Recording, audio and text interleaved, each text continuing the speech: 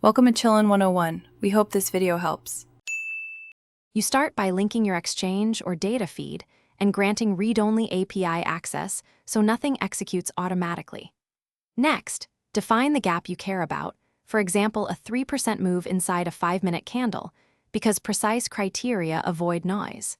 Then apply base filters like minimum volume and acceptable spread so alerts focus on tradable moves. Once done, create an alert rule with those API streams as the trigger source, and test it live on paper data for one trading session to confirm signals. Once your base alert fires, make it smarter by requiring confirmation signals so you reduce false positives. For example, require a volume spike and alignment with VWAP or order flow within the same minute. This is the how that raises precision, and the why is to filter manipulation. Next, add multi-timeframe checks. A 1-minute gap that follows a 5-minute trend is more reliable. Finally, implement throttling rules so you don't get flood alerts. Make sure to backtest these refinements against past sessions.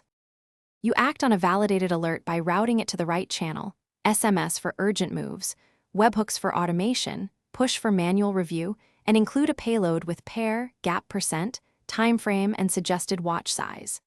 Then connect a template that calculates position size and risk limits so you can respond consistently. If alerts prove noisy, lower sensitivity, or add a second confirmation metric like relative volume. If alerts stop entirely, check API keys, rate limits, and time-synced clocks to. Thanks for watching. Consider subscribing if we helped you.